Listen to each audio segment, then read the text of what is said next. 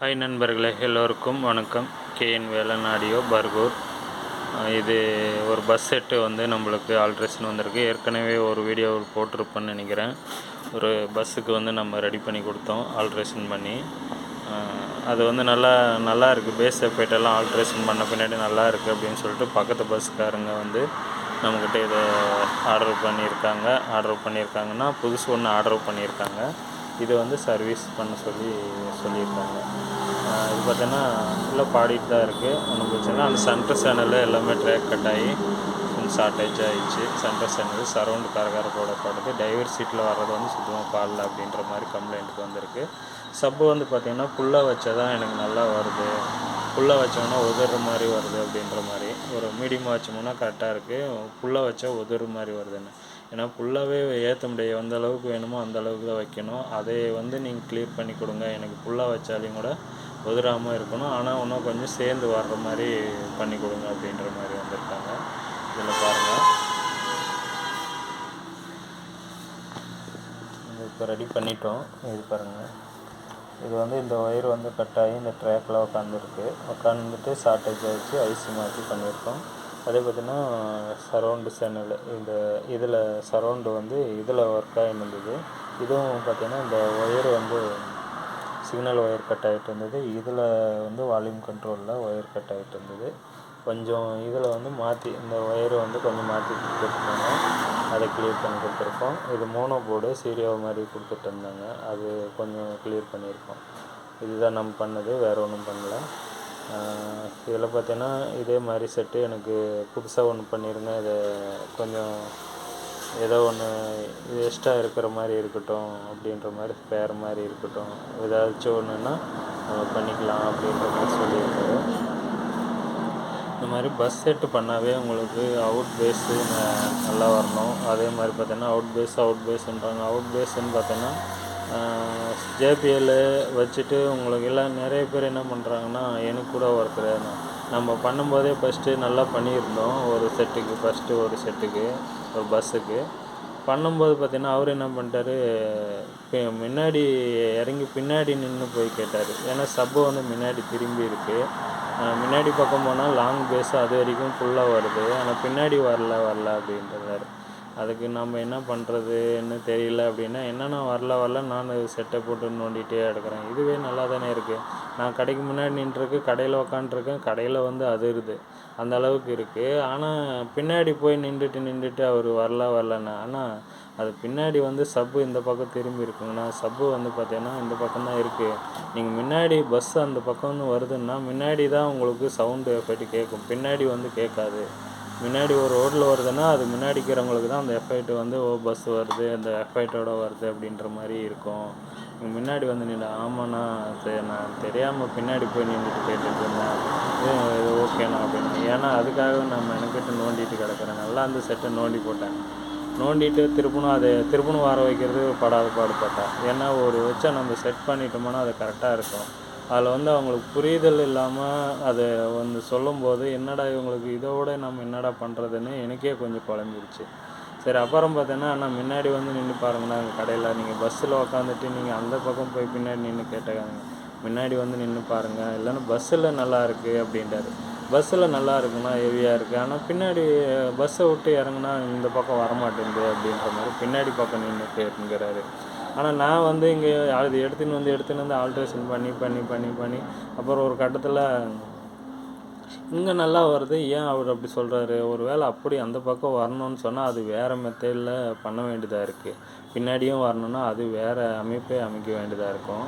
அதனால் சரி, ஆனால் இந்த முன்னாடி பஸ் வரணும், முன்னாடி தானே உங்களுக்கு பேஸ் வரணும், முன்னாடி பாருங்கண்ணா, முன்னாடி நின்று கேட்டுட்டு நல்லா இருக்குண்ணா, நான் தெரியாமல் ஆடாடா, நான் தான் தெரியாமல் பின்னாடி நின்று கேட்டுட்டு இருந்தேண்ணா, இதே நல்லா இருக்குண்ணா விட்ருங்க அப்படின்ட்டாரு. அது அப்படின்னா நம்ம உழைச்சது அவ்வளோ நேரம், கிட்டத்தட்ட ஒரு 3 மணி நேரமாக நான் போர்டெல்லாம் மாற்றி ஆல்ட்ரேஷன் பண்ணி காட்டிகிட்டு இருக்கேன் அவருக்கு. அந்த மாதிரி ரிஸ்க் ஆகி போச்சு.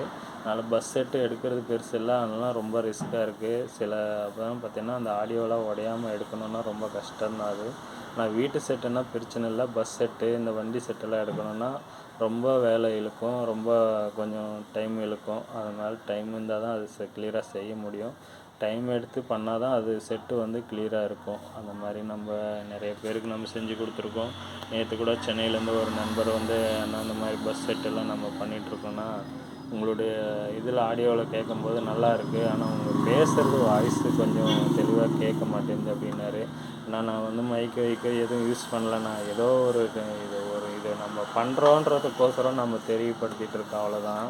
மீதி வந்து எனக்கு அதில் ஒரு இன்ட்ரெஸ்ட்டே இல்லை, இதில் போடணுன்ற ஒரு இன்ட்ரெஸ்ட் இல்லை. பட் இருந்தாலும் நம்ம இதெல்லாம் செய்கிறோம். இதெல்லாம் ஒரு சில கஸ்டமர் பார்த்துட்டு ஒரு கஸ்டமர் சொல்கிறாரு, ஆனால் உங்களை பார்த்து உங்களுடைய வீடியோவை பார்த்து நான் செஞ்சுருக்கேன்னா 2-3 செட்டு பண்ணியிருக்காங்க. நான் என்னடா பெருசாக ஒன்றும் நான் செஞ்சிடல, நான் சொன்னவும் இல்லையே, அப்புறம் எப்படி என்னை பார்த்துட்டு செஞ்சாங்க அப்படின்னு சொல்கிறாங்க. நான் ஒரு பெருமைக்கோசரம் நம்மளை ஒரு சந்தோஷப்படுத்துறதுக்கோசரம் சொல்கிறாங்களோ அப்படின்னு தான் நான் நினச்சேன். ஏன்னா நிறைய விஷயம் பார்த்தீங்கன்னா நான் எதுவுமே சொல்லி கொடுக்கலைங்க. இதில் நான் என்ன செய்கிறேனோ அதே தான் நான் போட்டுட்ருக்கேங்க. ஆனால் அந்த நண்பர் வந்து பார்த்தீங்கன்னா உங்களை பார்த்து உங்களோட வீடியோவை பார்த்து நான் நிறைய செட்டு நான் பண்ணியிருக்கேன்னா இது 3வது செட்டு நான் பண்ணிகிட்ருக்கேன், இந்த மாதிரி டவுட்டு கொஞ்சம் அப்படின்னு சொல்லிட்டு சொல்லி கேட்டார்.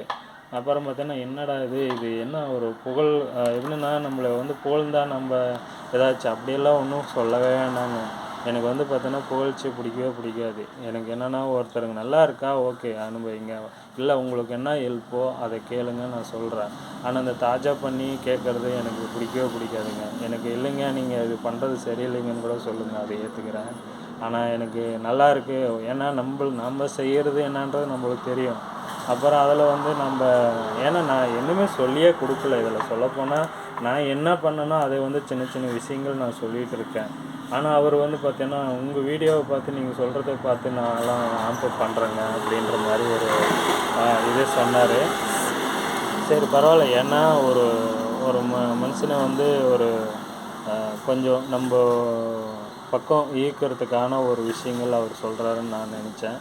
சரி பரவாயில்ல, தப்பாக நான் நினைக்கலைங்க, எதுவும் தப்பாக நினச்சிக்க வேண்டாம், புரிஞ்சுக்கவும் வேண்டாம். என்னை வந்து பார்த்தீங்கன்னா சொல்லுங்கள் பரவாயில்ல, அது ரியலையாக என்ன இருக்கோ. எனக்கு இதில் எதுவுமே நான் பெருசாக ஒன்றும் செய்யவே கிடையாதுங்க. இதெல்லாம் பெருசாக உங்களுக்கு நினைக்கலாம், எனக்கு வந்து இது பெருசாகவே எனக்கு தெரியல. சிம்பிளாக தான் நான் நினைக்கிறேன். இன்னும் நிறையா விஷயங்கள் இன்னும் பண்ணணும் செய்யணும் அப்படின்ற மாதிரி தான் என்னுடைய மைண்ட் செட்டே இருக்கும். அந்த மாதிரி தான் எனக்கு. ஏன்னா எனக்கு பெருசாக நான் ஒன்றும் போர்டு வீடு எல்லாமே போடலைங்க. பட் எனக்கு இந்த ஆடியோவில் நம்ம இப்படி எடுக்கலாமா அப்படி எடுக்கலாமா அந்த மாதிரி மாற்றி அந்த ஒரு ரசிக்கக்கூடிய நான் ஒரு நண்பர் தான். அது மாதிரி உங்களை மாதிரி தான் நானுங்க. இப்போ பார்த்தீங்கன்னா யூடியூப்பில் நிறையா பேர் நிறைய விதத்தில் பண்ணிகிட்ருக்காங்க. நான் எல்லாமே பார்த்தீங்கன்னா லோவில் தான் போயிட்டுருப்பேன். எல்லாமே ஹை லெவலில் போயிட்டுருக்காங்க, நான் லோவில் பின்னாடி போயிட்டுருக்கேன். ஏன்னா பின்னாடி அப்போது ஒரு 20 வருஷத்துக்கு முன்னாடி என்ன செஞ்சாங்களோ அதே தான் நான் இப்போவும் செஞ்சிட்ருக்கேன்.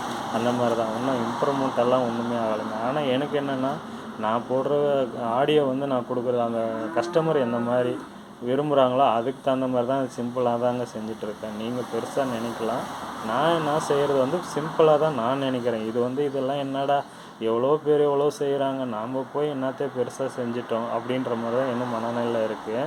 நான் அந்த மாதிரி தான் நினைக்கிறேன். பெரிய விஷயம்னா உங்களுக்கு அது பெருசாக இருக்கலாம். சாரி நண்பர்களே, அது மறுபடியும் பேசிட்டேன்னு நினைக்கிறேன். எனக்கு ஏன்னா அந்த மாதிரி எல்லாம் சொன்னாங்க, பட் சொல்லுங்கள் வேணான்னு சொல்ல நிறைய பேர் கால் பண்ணியும் பேசுகிறாங்க. நிறைய பேர் சொல்கிறாங்க, எனக்கு டைமிங் கிடைக்கிறது இல்லைங்க, தயவு செஞ்சு புரிஞ்சுக்காங்க. எனக்கு உங்களுக்கு என்ன சொல்லணும்னா, என்னை பொறுத்த வரைக்கும் உங்களுக்கு என்ன காரியம் ஆகணும், எனக்கு தேவையாக இருந்தால் மட்டும் நீங்கள் கேளுங்க பண்ணுங்கள். ஆனால் டைம் பாஸ்க்கு எனக்கு கூட வந்து ஒரு கொஞ்சம் எப்படி சொல்கிறது, எனக்கு டைமே கிடையாதுங்க. எனக்கு வந்து பத்த மாட்டேங்குது. எனக்கு உண்மையிலே சொல்கிறேன், காலையிலே பார்த்தீங்கன்னா 8 மணிக்கு கடைக்கு வந்துடுவேன். நான் 7 மணிக்கு எழுந்து 8 மணிக்கு கடை வரேன்.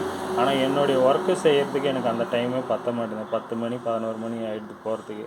ஆனால் எனக்கு ஐயோ எனக்கு என்ன பொழுது போச்சா, அவ்வளோ சீக்கிரம் போச்சாச்சே, இன்னும் என்னடா ஒன்றுமே செய்யலை, இன்றைக்கி ஏதாச்சும் ஒன்று பண்ணணுமே அப்படின்ற மாதிரி எனக்கு ஒரு மனசு கொஞ்சம் சங்கடமாக வரும். ஐயோ இன்றைக்கி பொழுது போயிடுச்சே நம்ம அப்படின்ற மாதிரி வருத்தப்படுவேன். நான் பொழுது போயிடுச்சேன்னாவே கடையை மூடணுன்னாவே சங்கடப்பட்டு தான் மூடுவேன் நான்.